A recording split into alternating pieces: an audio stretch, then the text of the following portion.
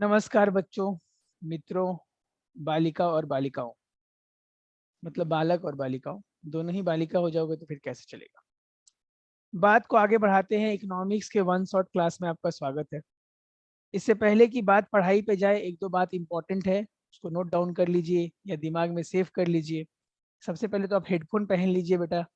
क्या पता मेरे मुंह से कुछ अच्छा अच्छा बात निकल जाए जो आपको ही सिर्फ सुनना चाहिए, किसी और को नहीं सुनना चाहिए, एक्सक्लूसिवली आपके लिए हो। ठीक है। इधर राइट कॉर्नर से बोल रहा हूँ, पेज में खो मत जाओ। तो बात ऐसा है छोटा सा कि देखो, एग्जाम के एक दो दिन पहले हम लोग पूरा इकोनॉमिक्स को वन शॉट में रिवाइज करने के लिए एक तो वीडियो देखने बैठ गए हैं। तो ऐसा ऐसा बात हो सकता है पूरा चैप्टर और सिलेबस के रिवीजन के दौरान जो हमको नहीं पता है, या मेरे एक दो चैप्टर छूट जा रहा है, तो उससे कोई इतना विचलित होने का बात नहीं है। या एग्जाम से 12 घंटा 24 घंटा पहले अपने आप को इतना परेशान करने का दरकार नहीं। हर चैप्टर को 10 मिनट 15 मिनट समरी वाइज आप देखिए, आपका दिमाग कितना ले पा रहा है। और जितना आप देख रहे हैं ना, उससे कम अपने आप को डराइए। बहुत बच्चा है जितना ज्यादा पढ़ रहा है उतना ज्यादा नर्वस और उतना ज्यादा डर हो जा रहा है, क्योंकि जितना ज्यादा आप पढ़ेंगे उतना ज्यादा आपको मार्क्स का उम्मीद आ जाएगा। और जो लोग नहीं पढ़ रहे हैं वो अब छोड़ चुके हैं, गिव अप कर चुके हैं। तो जो गिव अप कर चुके हैं उनके लिए ये मैं बोलना चाह रहा हूँ कि आप थोड़ा सा पढ़ के जाइए, क्योंकि अभी भी बोर्ड एग्जाम में कुछ टाइम है। अब प्री बोर्ड तो अब देना ही है आपको। और दूसरा, जो लोग ज्यादा पढ़ रहे हैं कम से कम वो अपने आप को, दिमाग को थोड़ा रेस्ट दीजिए। ठीक है। आप चीजों को जो भी नया शब्द आ रहा है उसको जानकर उसको एग्जाम में लिखने के लिए अपने आप को मोटिवेट कीजिए कि भाई हाँ, कल मुझे ये लिख के आना है, इस टॉपिक को ये करके आना है। बस कुछ नया शब्द मिल जा रहा है तो उसको लेके परेशान नहीं होना है। बस यही दो चार बात बोलना था। इससे अब आते हैं सीधे हम लोग अपने सिलेबस पे। तो चैप्टर पहला निकाल लो तुम लोग, चैप्टर 12। ज्यादा लंबा लेक्चर देने से वीडियो भी लंबा हो जाएगा। आओ, चैप्टर 12 निकाल लो, theory of income and employment. तो इस चैप्टर में पूरा ज्ञानबाजी है, और यहाँ से हमारा मतलब न्यूमेरिकल भी आने वाला है। और क्या होने वाला है इसमें, थोड़ा डिस्कशन भी है लंबा चौड़ा। तो इसको थोड़ा फटाफट निपटाते हैं। आओ, सबसे पहले से इस चैप्टर में जानना है हम लोगों को कि इनकम एम्प्लॉयमेंट का जो थियोरी है वो इस आदमी ने दिया है, कैनिसन ने। इनका कहना है कि कंजम्पशन और सेविंग दोनों ही फंक्शन है इनकम का। मतलब अब ध्यान से सुनिए, अगर एक आदमी का इनकम बढ़ रहा है, उसका इनकम इंक्रीज हो रहा है या डिक्रीज हो रहा है, तो उसका उसका असर दो चीज पे पड़ेगा, उसके कंजम्पशन पैटर्न पे, यानी वो कितना कंजम्पशन करता है, और दूसरा उसके सेविंग्स पे असर पड़ेगा। बस हो तो गया। इनके लॉ में दो बातें बोल दी गई हैं कि consumption is the function of income. मतलब हम लोग जो खाते पीते हैं, जो पैसा कंज्यूम कर ले रहे हैं अपने इनकम का, इनकम करोगे तभी तो खाओगे ना पियोगे, तो वो हो जा रहा है फंक्शन ऑफ इनकम। मतलब इनकम बढ़ेगा तो कंजम्पशन भी बढ़ेगा, इनकम घटेगा तो कंजम्पशन भी घट जाएगा। और दूसरा इन्होंने बोला कि सेविंग्स का भी सेम हाल है, कि savings is also the function of income. मतलब अगर इनकम बढ़ गया तो सेविंग्स बढ़ जाएगा, अगर इनकम घट गया तो सेविंग घट जाएगा। बस कहानी खत्म। तो एक बात यहाँ पे नोट करने वाला है कि क्या हम एक फॉर्मूला यहाँ पे लिख सकते हैं, क्या क्या लिख सकते हैं formula, C plus S is equal to Y. इस चैप्टर में C जो है वो कंजम्पशन है, S है सेविंग, और Y है इनकम। Y है इनकम, बस। तो consumption plus saving equal to income, या फिर उल्टा लिख लो, income equal to C plus S. कितना तकलीफ हुआ ये बात समझने में, एकदम इजी बात, और हमें क्लियर भी हो गया। ठीक है। सर इन्होंने जो ये बात बताया है कि कंजम्पशन जो है वो फंक्शन ऑफ इनकम है, सेविंग जो है वो फंक्शन ऑफ इनकम है, ये क्या यूनिवर्सल है कि इसमें कुछ एजम्पशन लिया है? हर लॉ में कुछ एजम्पशन होता है ना, बताओ। लॉ ऑफ डिमांड में भी था, हर लॉ में कुछ ना कुछ एजम्पशन होता है, और जिसमें नहीं होता वो यूनिवर्सल होता है। तो इन्होंने भी कुछ एजम्पशन लिया है। क्या लिया है फटाफट देख लेते हैं। आपका समरी से पढ़ाई कीजिए, आपको जल्दी रिवीजन हो जाएगा, समय बचेगा तो कुछ लिख के भी चले जाएंगे। आइए, सबसे पहला एजम्पशन है इनका कि focused on aggregate expanding short run analysis. मतलब इनका जो ये थ्योरी है वो लॉन्ग रन के लिए नहीं है, शॉर्ट रन है। तो यहाँ से ऑब्जेक्टिव क्वेश्चन आ सकता है। फिक्स्ड प्राइस, चीजों की प्राइस फिक्स होनी चाहिए। एक्सेस प्रोडक्शन कैपेसिटी, मतलब जो भी आपका जो प्रोडक्शन कैपेसिटी है, रिसोर्सेज का पूरा इस्तेमाल करना है। क्लोज्ड इकोनॉमी, ये इंपॉर्टेंट बात है भाई, हेलो ध्यान दो। क्लोज्ड इकोनॉमी मतलब एक्सपोर्ट इंपोर्ट अलाउ नहीं है, मतलब एक कंट्री है अपने ही में खाता है बनाता है और सो जाता है। Activity of government assume away, कुछ एक्टिविटी ऑफ गवर्नमेंट भी हमने माना है। तो ये सब एजम्पशन में सबसे इंपॉर्टेंट हमको लग रहा है क्लोज इकोनॉमी और शॉर्ट रन, ठीक ना। बस ये दो बातें आप याद कर लीजिए, फिर आगे बढ़ते हैं। तो क्लोज्ड इकोनॉमी का बात हुआ था। चलो अब एक बात और, जो केनिसन का मॉडल है उसमें एग्रीगेट डिमांड का भी बात है। तो जब भी हम लोग डिमांड पढ़ते हैं ना, डिमांड दो तरह का होता है, एक्स एंट और एक्स पोस्ट, मतलब प्लान डिमांड और एक्चुअली में आप कितना उसका खरीद कर रहे हैं। तो एक्स एंड डिमांड मतलब सिंपल, और एक्सपोस्ट डिमांड का भी मतलब आप समझ चुके हैं। यहाँ पे इस चैप्टर में जो एग्रीगेट डिमांड होगा वो क्या होगा, एक्सेंट मतलब प्लान डिमांड। तो यहाँ से एक ऑब्जेक्टिव क्वेश्चन आ सकता है या आपसे 1-2 नंबर में पूछा जा सकता है कि इसमें कौन सा डिमांड लिया गया है, तो एक्सेंट डिमांड। ठीक, अब आ जाते हैं चैप्टर में उसी फॉर्मूला में वापस। y is equal to C plus S हमने पढ़ा है, ठीक ना। इनकम इक्वल टू, अगर हम लोग दोनों साइड y से डिवाइड कर देते हैं ऐसे करके, तो ये बन जाएगा 1 C by Y, C by Y को बोलेंगे A P C, average propensity to consume, और A P S average propensity to save. इन दोनों का जो सम होगा वो 1 होगा। मतलब अगर ए पी सी 0.6 है तो ए पी एस 0.4 हो जाएगा। यहाँ पे एक रिलेशन भी आपके बुक में बना हुआ है। तो APC average propensity to consume और APS average propensity to save, मतलब क्या, अगर कोई आदमी कुछ पैसा कमाता है तो ऑन एन एवरेज वो कितना सेव करता है और कितना मतलब खा पी जाता है, यही चीज समझाया गया है। ठीक है, दूसरा बात एक और चीज समझने का है यहाँ पे, कि अगर आपसे पूछा जाता है एपीएस सॉरी एमपीएस एमपीसी का रिलेशन, तो वो क्या है। एक बार यहाँ स्क्रीन देखिए, y is equal to C plus S, ये हमने याद किया। अब मान लीजिए आपके इनकम में थोड़ा सा चेंज आया, डेल्टा वाई का मतलब चेंज इन इनकम, ये बढ़ भी सकता है घट भी सकता है। तो उसका दो असर पड़ेगा, एक आपके कंजम्पशन पे और दूसरा आपके सेविंग्स पे, दोनों पे ही असर पड़ेगा, एक पे नहीं, याद रखिएगा। तो ये जो चेंज हुआ सर, ये चेंज दोनों में हुआ। अब इस इक्वेशन में हमने क्या किया ना, इक्वेशन नंबर ये मान लीजिए 1 है, इसमें दोनों साइड ही डेल्टा वाई से डिवाइड कर दिया। तो ये delta C by delta Y, ये delta S by delta Y, तो ये बन गया 1। ये वाला चीज बन गया एम पी सी, ये बन गया एम पी एस। सर ये एम पी सी क्या है, ये है मार्जिनल प्रोपेंसिटी टू कंज्यूम और ये है marginal propensity to save. Sir APC में और एमपीसी में क्या अंतर है भाई, ये एवरेज का बात करता है, मतलब ऑन एन एवरेज हमारे पास क्या है, जैसे तुम ऊपर में निकाल लो कंजम्पशन और नीचे में इनकम से डिवाइड कर लो तो हो गया।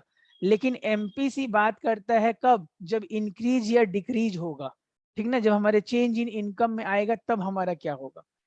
तो मान लीजिए कहीं एमपीसी का वैल्यू दिया हुआ है 0.8, तो इसका क्या मतलब आप समझेंगे, इसका मतलब समझेंगे कि अगर एक इंसान का इनकम 100 रुपए से इंक्रीज करेगा, हेलो हेलो इंक्रीज करेगा, तो उसका 80% मतलब 80 रुपए, 0.8 मतलब 80%, 80% वो खा जाएगा और 20% वो सेव करेगा।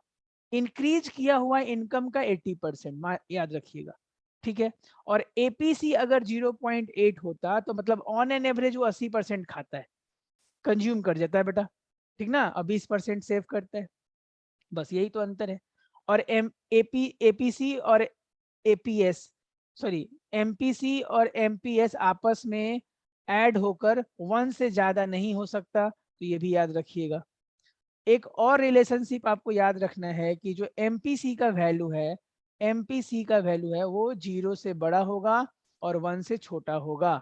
बस ये भी कैनिजन का ही बुद्धि है, उसने ही बताया है कि एमपीसी को हम लोग स्मॉल सी से दिखाते हैं, 0 से बड़ा और 1 से छोटा, बस हो तो गया। अब इस चैप्टर के आगे की बात में चलते हैं। आगे के बाद में इस चैप्टर में इन्वेस्टमेंट मल्टीप्लायर पढ़ाया गया है आपको। क्या पढ़ाया गया है, इन्वेस्टमेंट मल्टीप्लायर। आइए देखते हैं उसमें क्या बोला गया है। तो इन्वेस्टमेंट मल्टीप्लायर का मतलब क्या, वो गाना सुना है ना, तुम 1 रुपए दोगे वो 10 रुपए देगा, भगवान वाला गाना, भक्ति गाना सुने नहीं क्या? वही वाला बात है भाई। अगर हम लोग इन्वेस्टमेंट किए, क्या किए? इन्वेस्टमेंट। तो इन्वेस्टमेंट का असर क्या होता है? हमारे इनकम पे होता है। इन्वेस्टमेंट मतलब capital equipment, infrastructure, plant and machinery, अपने गांव देहात शहर में लगाना। ये पूरा इकोनॉमी का बात हो रहा है, तुम्हारे घर का बात नहीं हो रहा बेटा, ध्यान से थोड़ा सा आओ Munna. Investment refer to that part of aggregate output take form of new plant, new equipment, machinery. समझ ही गए ना? प्लांट मशीनरी लगाना, तो सर वो लगाने से क्या होगा? तो आएगा हमारे पास एक इन्वेस्टमेंट मल्टीप्लायर का फॉर्मूला। उसको डिटेल में नहीं पढ़ के पहले न्यूमेरिकली हम लोग सॉल्व करने का सोचते हैं। K इज इक्वल टू होता है delta Y by delta I, मतलब ऊपर में change in income by change in investment. ठीक है, आइए थोड़ा इस चीज को समझ लिया डिटेल में। ये डिटेल याद रखना आपको जरूरी है। K का दो फॉर्मूला हम लोग को जानना है। K is equal to 1/MPS, formula number 1। और फॉर्मूला नंबर 2 जानना है हमें, K is equal to 1/MP, sorry माफ कीजिएगा, सेम फॉर्मूला हो जा रहा था, change in income by change in investment. अब ये सर MPS और यहाँ पे हो गया ये, लेकिन अगर क्वेश्चन में बोल दिया आपको MPC के बारे में कि भाई MPC का इंफॉर्मेशन हमें पता है, अच्छा, तो ये ऊपर वाला K से हम एक और फॉर्मूला बना सकते हैं। इस MPS के जगह पे हम MPC लिख सकते हैं क्या? याद करो, कोई रिलेशन है? एकदम है। 1 - MPC कैसे हुआ? क्योंकि MPS और MPC का सम तो 1 होने वाला था ना, इसीलिए। तो यहाँ पे दो बात याद रखना है, यहाँ पे दो बात याद रखना है कि MPS के इन्वर्सली प्रोपोर्शनल होता है इन्वेस्टमेंट मल्टीप्लायर। मतलब MPS अगर बढ़ गया तो इन्वेस्टमेंट मल्टीप्लायर घटना है। क्या होता है? इन्वर्सली। क्या है? इन्वर्सली। अगर सेविंग्स ज्यादा है तो इन्वेस्टमेंट मल्टीप्लायर कम होगा। ठीक है, क्या समझे? और अगर कंजम्पशन ज्यादा है, कंजम्पशन ज्यादा है तो इन्वेस्टमेंट मल्टीप्लायर ज्यादा होने वाला है। हाँ या ना? बताइए। तो अगर कंजम्पशन इंक्रीज कर जाएगा आपका, 1 मिनट, तो अगर कंजम्पशन मतलब मार्जिनल प्रोपेंसिटी टू कंज्यूम ज़्यादा है तो इन्वेस्टमेंट मल्टीप्लायर ज़्यादा होगा डायरेक्टली। और अगर MPS पे रिलेशन पूछा जाए तो इन्वर्सली। ठीक ना? बस इस चैप्टर में इतना ही बात है। एक दो बात है कि भैया वो ये वाला ग्राफ के बारे में, ये हमारा इनकम हो गया, ये हमारा ऑटोनोमस इन्वेस्टमेंट हो गया, ये हमारा एग्रीगेट एक्सपेंडिंग हो गया, मतलब डिमांड और सप्लाई का, यहाँ पे हमें इक्विलिब्रियम मिलता है। ये ग्राफ एक बार देख के जाइएगा आप, बाकी ज़्यादा न्यूमेरिकल इस फॉर्मूला पे आएगा। ठीक है, और कुछ छूट जाए तो चिंता का बात नहीं है, बाद में उसको देख लिया जाएगा। चलिए अब नेक्स्ट टॉपिक में चलते हैं। थ्योरी ऑफ इनकम एम्प्लॉयमेंट समझने के बाद सीधा तुम लोग आओ नेशनल इनकम में, और नेशनल इनकम में भी चैप्टर 20 में आ जाओ, जहाँ पे method of measuring national income है। ठीक है, इस चैप्टर के अंदर हम लोग को 3 मेथड पढ़ना है कि नेशनल इनकम हम निकालेंगे कैसे। अब नेशनल इनकम क्या होता है क्या नहीं होता, 1 मिनट के लिए छोड़ो, क्योंकि यहाँ से जो क्वेश्चन आएगा वो आएगा भाई तुमको मेथड एक्सप्लेन करने का, कि तुम जब तुम निकालोगे, इसमें न्यूमेरिकल तो आने जाने को है नहीं, क्वेश्चन में बोला गया है, लेकिन इसको एक्सप्लेन करने के लिए आ सकता है। तो इज्जत से तीनों मेथड का स्टेप्स हम लोग को देख लेना है। ठीक है, तो पहले एक बार शॉर्ट में समझ लेते हैं, फिर जाके स्टेप पे भी ध्यान दे देंगे। तो जो पहला मेथड है नेशनल इनकम निकालने का है वो है आउटपुट मेथड, या इसको तुम वैल्यू एडिशन मेथड भी बोल सकते हो। ठीक ना? दो मेथड का नाम है इसका, आउटपुट या वैल्यू एडिशन। चलो, तो इसमें क्या करते हैं, हम लोग को ये पता करना है कि हमारे देश में सबको पता है 3 सेक्टर मॉडल होता है कहीं भी, प्राइमरी, सेकेंडरी, टर्सरी, है ना?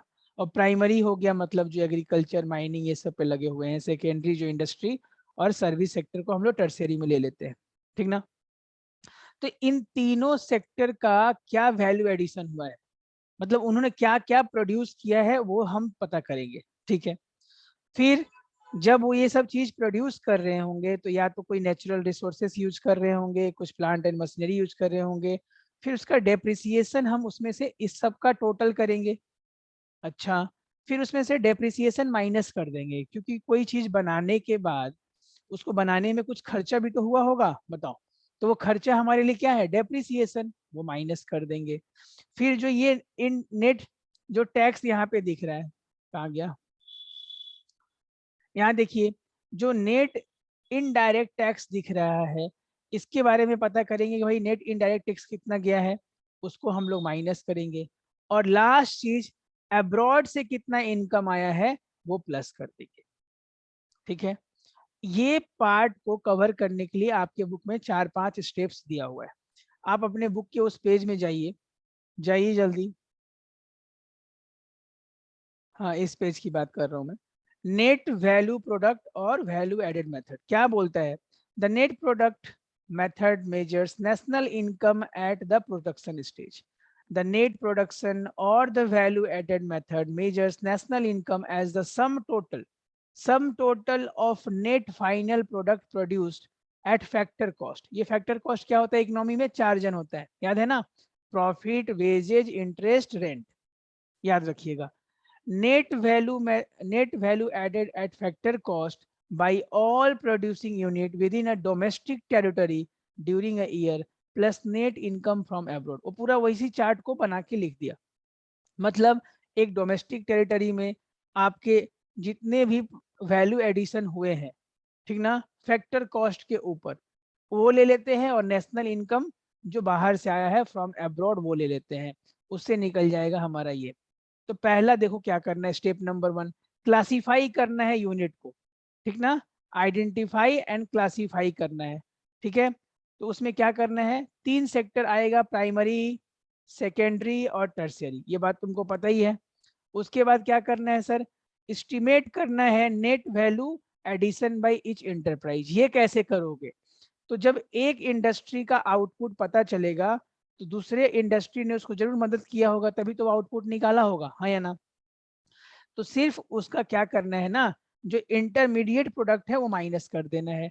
जैसे एक इंडस्ट्री ने कुछ बनाया, बी ने उसको कुछ सपोर्ट किया, तो जब हम ए का आउटपुट पता चल गया, उसमें से बी का जितना सपोर्ट था इंटरमीडिएट वो माइनस कर देंगे। ठीक है, तो इसमें याद रखना है, value added is the value of firm output minus value of intermediaries. यहीं पे तो लिखा हुआ है आपके आंखों के सामने, ये देखिए वैल्यू एडेड। ये मतलब इसमें, इस मेथड में याद रखना है, इंटरमीडियरी चीज माइनस कर देना है। चलो अब यहाँ फॉर्मूला देख लेते हैं।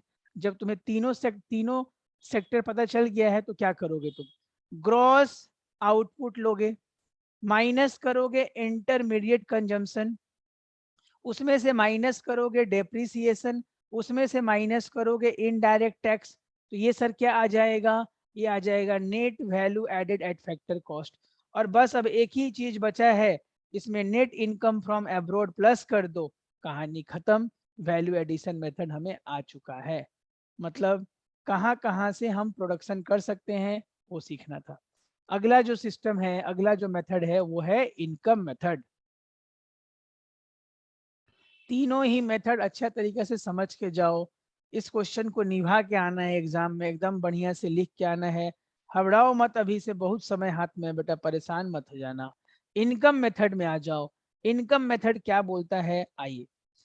National income calculated by adding up all the income generating in course of producing national product. भाई नेशनल प्रोडक्ट बनाने के दौरान, मतलब जितना भी जीडीपी का आपने प्रोडक्शन किया उसके दौरान कितना कमाई हुआ, उसी को आप ऐड अप कर दो, हो गया। तो यहाँ भी क्लासिफिकेशन ऑफ इंडस्ट्री है, एकदम है। तो क्या क्या इंडस्ट्री में classify, in first stage the production enterprise which employ the factor service are identify. कौन कौन लोग हैं जो ये फैक्टर सर्विस ले रहे हैं, मतलब रेंट का पैसा चुका रहे हो, मतलब कुछ फैक्टर पेमेंट कर रहे हो, ठीक है, उसको क्लासिफाई कर दो। आओ इधर देख लो,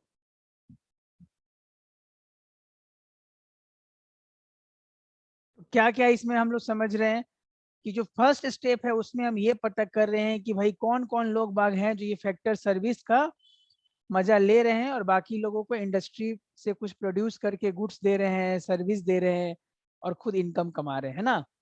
चलिए आइए, तो सबसे पहले वो लोग बाग के बारे में जानते हैं। कौन है वो लोग? देखो, एग्रीकल्चर में जो लोग लगे हैं, माइनिंग में है, फॉरेस्ट्री में है, मतलब इतने सारे सेक्टर है। ठीक है, पूरा सेक्टर सब हमने कैटेगराइज कर लिया। सेकंड में हम जाएंगे, इनकम को कैटेगराइज करेंगे। तो इनकम को इस चैप्टर में इस टॉपिक में दो तरह से कैटेगराइज किया गया है। एक है लेबर इनकम, दूसरा है कैपिटल इनकम और तीसरा है मिक्स्ड इनकम। बस इनकम में तीन तरीका से, मतलब अगर तुमको जानना है कि हमारे देश में नेशनल इनकम जो कितना हुआ है एज पर इनकम मेथड जानना है, ध्यान से सुन लो, नेशनल इनकम जानना है इनकम मेथड से। सिंपल हिसाब है, तुम लोग बाग को पकड़ो रास्ता में जो भी चल रहे, इधर आइए, आप क्या करते हैं?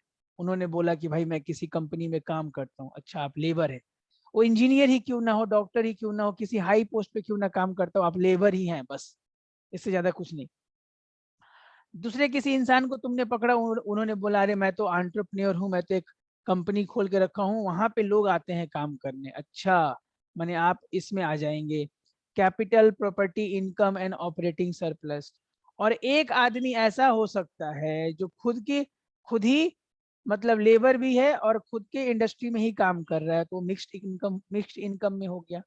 यानी इनकम को तीन कैटेगरी में बांट दिया गया है। लेबर इनकम, जिसको कंपनसेशन टू एम्प्लॉय भी बोलते हैं।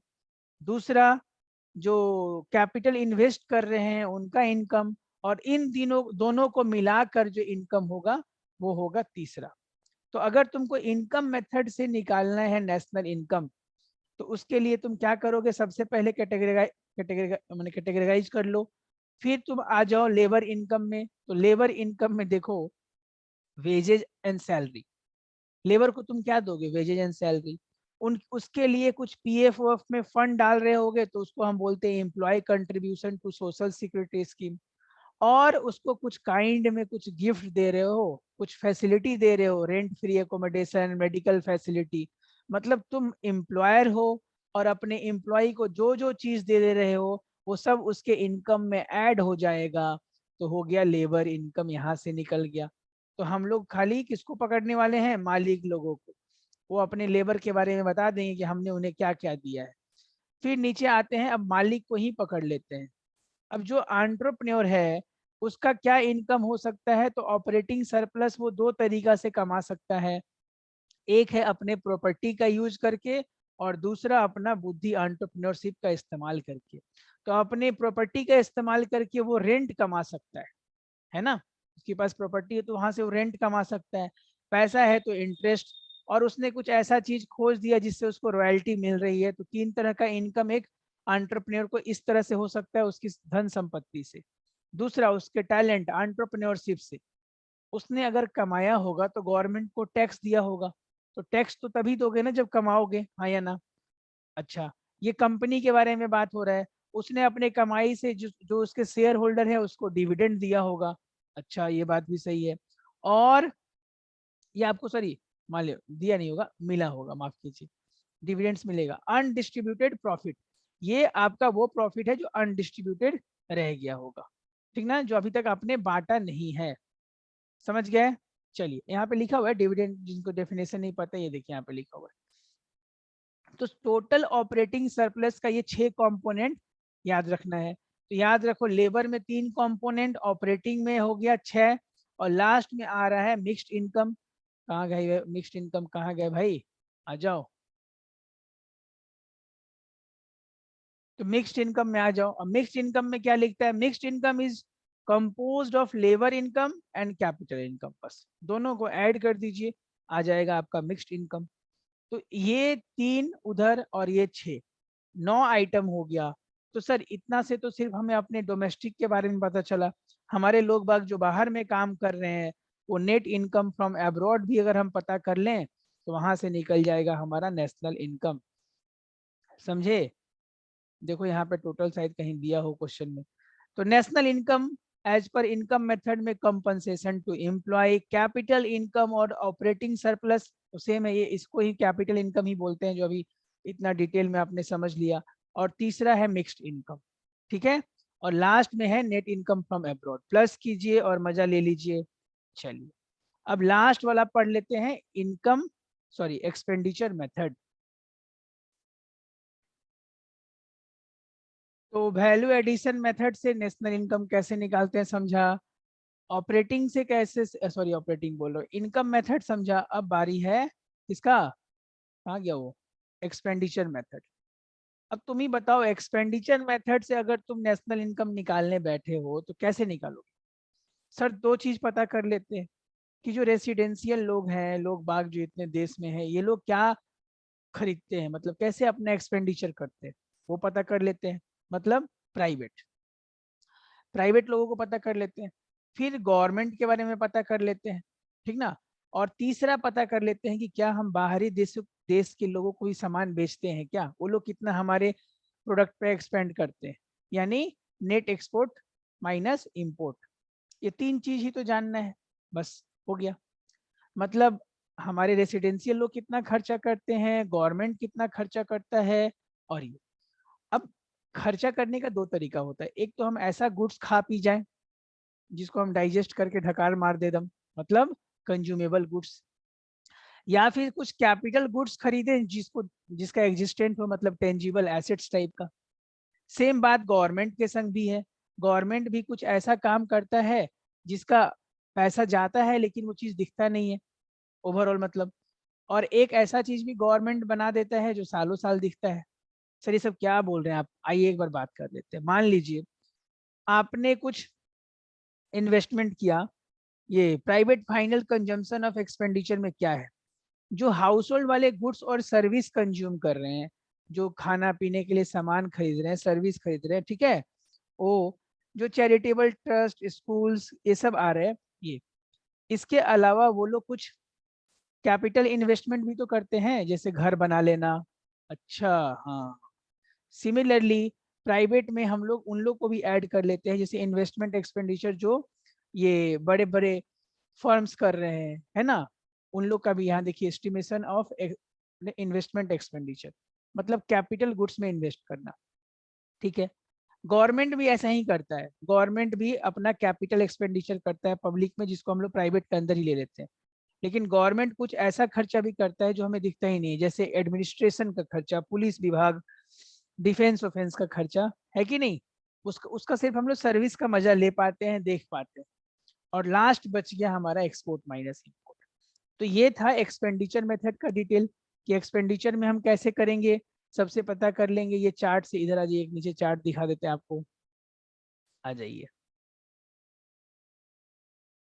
ये देखिए, private final expenditure, consumption expenditure, gross investment expenditure, जो गवर्नमेंट और प्राइवेट दोनों का ही है, मतलब गवर्नमेंट जो किया वो पब्लिक है, प्राइवेट वाले जो किया प्राइवेट।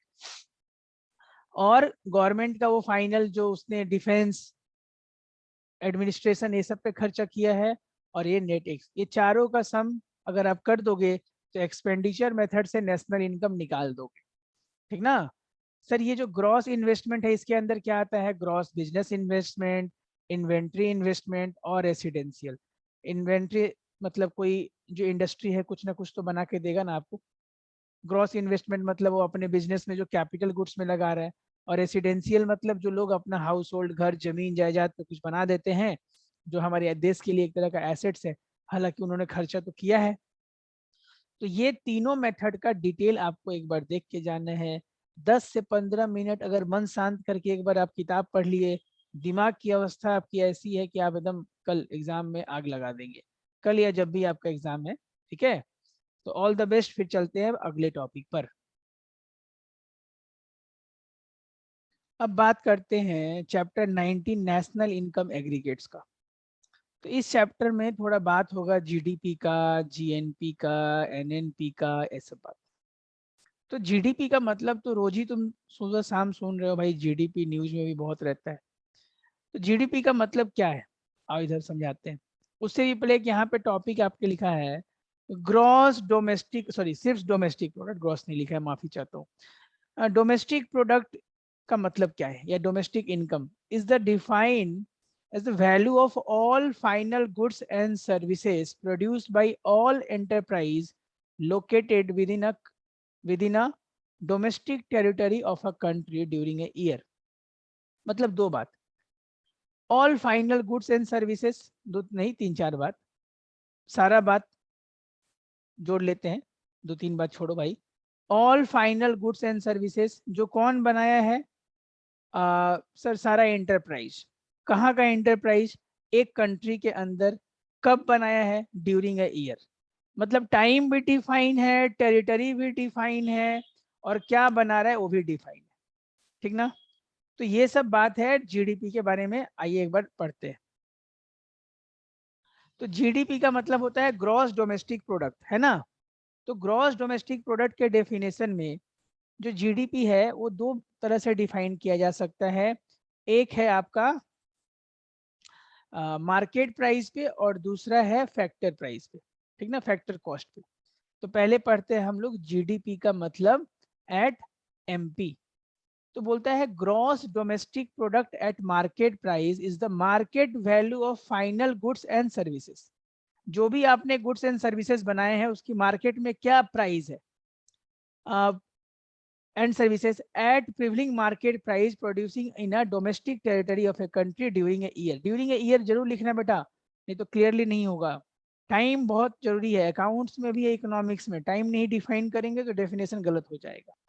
माने एक साल के दौरान आपने जो गुड्स और सर्विस बनाया है उसका मार्केट वैल्यू क्या है, ये हो गया जीडीपी। जीडीपी बोलो, जीडीपी बोलो भाई, जीडीपी। बहुत बढ़िया। अब ये जीडीपी एट मार्केट प्राइस है सर। सर आपने जो गुड सर्विसेज बनाया है उसमें तो आपने कोई प्लांट एंड मशीनरी इस्तेमाल किया होगा। हाँ जी एकदम किया है। तो उसका तो कुछ खर्चा पानी आप जोड़ नहीं रहे हैं। तो अगर उसमें से हम डेप्रिसिएशन माइनस कर दें, क्या माइनस कर दें? डेप्रिसिएशन। तो ये जो ग्रॉस दिख रहा है ना, जी दिख रहा है ना, जीडीपी का जी, बोलो। जीडीपी का जो ये जी दिख रहा है उसमें से अगर हम डेप्रिसिएशन माइनस कर दें तब तुम बोलोगे कि नेट डोमेस्टिक प्रोडक्ट, एनडीपी बोलेंगे उसको। क्या बोलेंगे? एनडीपी। जो ग्रॉस है वो नेट कब बनेगा? जब उसमें से डेप्रिसिएशन माइनस होगा। तुम खुश हो रहे कि भाई हमने इतना पैसा कमा लिया, हम बोले अरे तुमने तो खर्चा माइनस किया ही नहीं। कौन सा खर्चा? डेप्रिसिएशन का। तो जो ग्रॉस, याद है बचपन में ग्रॉस प्रॉफिट से नेट प्रॉफिट, टीएल में सारा खर्चा माइनस करते थे, उसमें एक डेप्रिसिएशन भी आता था। तो ये जो जी शब्द है, वो जो जी शब्द है वो एन बन रहा है, मतलब नेट डोमेस्टिक प्रोडक्ट। तो नेट कब बना? जब एक खर्चा माइनस किए, वो खर्चे को बोलते हैं डेप्रिसिएशन। तो जीडीपी मार्केट प्राइस पे था, और जीडीपी वो नेट प्रोडक्ट बनने जा रहा है, तो डेप्रिसिएशन माइनस कर दो। अच्छा, अभी तक तुम अकेले घर में खेल रहे हो, अभी थोड़ा बाहर से भी इनकम करवाते हैं। तो अब हमने बना लिया है, जीडीपी के बारे में जान गए हैं। अब हम आगे बढ़ते हैं। सर ये जी जो ग्रॉस डोमेस्टिक प्रोडक्ट है ना, अभी मान लो अभी जीडीपी जो है ग्रॉस डोमेस्टिक प्रोडक्ट, उसमें से हम ये प्लस कर दे कि नेट इनकम हमें बाहर से कितना हुआ, net income from abroad. Net income from abroad कितना हुआ, फॉरेन से हमें कितना कमाई हुआ, अगर वो जोड़ दें तो ये क्या हो जाएगा? डोमेस्टिक चीज में अगर इंटरनेशनल चीज प्लस हो जाएगा तो क्या बन जाएगा? GNP, gross national product. हो जाएगा कि नहीं? सिर्फ हम जीडीपी में डोमेस्टिक चीजों का बात करते हैं, जब इनकम फ्रॉम अब्रॉड भी आ जाए, मैंने बाहर में हमने एक्सपोर्ट इंपोर्ट से कितना कमाया है, तो बन जाएगा जीएनपी। जीएनपी फुल फॉर्म क्या है? जी फॉर तो ग्रॉस ही हो सकता है सर, एन फॉर क्या हो सकता है? नेशनल, और पी फॉर प्रोडक्ट। हो तो गया। जीडीपी में क्या प्लस कर देंगे बता दो? नेट इनकम फ्रॉम अब्रॉड, तो बन जाएगा जीएनपी। ठीक है ना? बहुत ही बढ़िया, यहाँ तक कोई कष्ट और समस्या नहीं है। ठीक है, बस। तो ये जो जी से डी का रिश्ता है और डी से जी का रिश्ता है, आपको क्लियर हो रहा है ना? एक बार वापस आइए यहाँ पे, इसको मिटा दिया जाए, ध्यान दीजिए। तो जी डी पी एमपी पे था, उसमें से हमने प्लस कर दिया नेट इनकम फ्रॉम अब्रॉड, तो वो हो गया जीएनपी। हाँ या ना? बाहर का पैसा प्लस करोगे तो ये एमपी बार बार क्यों लिख रहा है? क्योंकि वो मार्केट प्राइस पे लिख रहा है। चलिए नंबर 2 पढ़ते हैं। जीडीपी में जीडीपी से अगर आपने डेप्रिसिएशन माइनस कर दिया होता तो बन जाता एनडीपी। हाँ या ना? एनडीपी। और सर अगर हम एनडीपी मतलब नेट नेट डोमेस्टिक प्रोडक्ट में, नेट डोमेस्टिक प्रोडक्ट में फॉरेन इनकम प्लस कर दे, ये जो डी को तुम नेशनल, डोमेस्टिक को अब नेशनल बनाना चाहते हो भाई, तो उसमें क्या करना पड़ेगा, नेट इनकम फ्रॉम अब्रॉड करना पड़ेगा। तो वो क्या बन जाएगा, एनएनपी। और ये तुम कब कर रहे हो, मार्केट प्राइस पे कर रहे हो। यही तो कहानी है। ये जीडीपी का अगर जी हटाना है, जी हटा के कहाँ जाओगे, ग्रॉस हटा के सर नेट में जा सकते हैं। तो नेट के लिए डेप्रिसिएशन माइनस करो। ये डी को हटाना है, डी मतलब डोमेस्टिक को हटा के अब कहाँ जाओगे, गांव देहात में रहते हो सर, हम बाहर जाएंगे शहर में, इंटरनेशनल हो जाएंगे। वो डी को अगर डी को अगर पी सॉरी एन बनाना है बेटा, तो उसमें क्या करें, net income from abroad plus कर देंगे, तो वो बन जाएगा नेशनल। और ये पी तो प्रोडक्ट ही रहेगा बस। तो एनएनपी बनाने के लिए जीडीपी से डेप्रिसिएशन माइनस करेंगे, डेप्रिसिएशन माइनस करेंगे और net income from abroad plus कर देंगे। बहुत बहुत बढ़िया। अब दूसरा बात को पकड़ते हैं, हमने पढ़ लिया GDP at market price, GDP at market price. तो मार्केट प्राइस तो हमेशा ज्यादा होता है ना कॉस्ट प्राइस के तुलना में, बताइए हाँ या ना। आपने कोई चीज बनाया होगा तो उसका मार्केट वैल्यू ज्यादा होगा, कॉस्ट प्राइस कम होगा। अब हमें जानना है GDP at factor cost. Factor cost मतलब हमने जो बनाया है उसमें रेंट दिया है, इंटरेस्ट दिया है, ये सब दिया है ना, वेजेस दिया है, प्रॉफिट दिया है, वो फैक्टर कॉस्ट। तो सर एमपी से एफसी में कैसे जाए, मतलब मार्केट प्राइस से फैक्टर कॉस्ट में कैसे जाए। तो जाहिर सा बात है एमपी से कुछ माइनस ही करना पड़ेगा, मार्केट वैल्यू ज्यादा होता है, फैक्टर कॉस्ट कम होता है। तो उसमें से तुम माइनस कर दो net indirect taxes. Net indirect taxes उसमें सब्सिडी वब्सिडी सब है। अगर एमपी से एफसी में जाना है तो इनडायरेक्ट टैक्स माइनस कर देना है। समझ में आया कि नहीं, याद रखना एफसी मतलब हमेशा कम होगा फैक्टर कॉस्ट, ठीक है। और यहाँ पे हम माइनस करके पहुंच जाएंगे। तो ये कन्वर्जन सर, तो वो जीडीपी एट एफसी अगर क्वेश्चन में दे दिया तो हम क्या कर लेंगे, जीडीपी एट एफसी दे दिया और हमसे पूछ रहा है कि तुम N N P at F C निकाल दो, तो कोई टेंशन नहीं है। इस जी को एन कैसे बनाएं, सर जी का मतलब भूल गया, ग्रॉस था, बता दीजिए। ग्रॉस को नेशनल कैसे बनाओगे बता दो। ग्रॉस को तो नेट बनाना था सर, नेट बनाने के लिए इसमें से डेप्रिसिएशन को माइनस कर दीजिए। अच्छा, नेट बन गया। अब ये जो डी है वो नेशनल बनने वाला है, तो इसमें आप प्लस कर दीजिए net income from abroad. Net income from abroad ये बन जाएगा आपका नेशनल प्रोडक्ट। समझ में आ गया, बहुत बढ़िया। अब मिलते हैं बाद में, फिर आपको और समझाया जाएगा।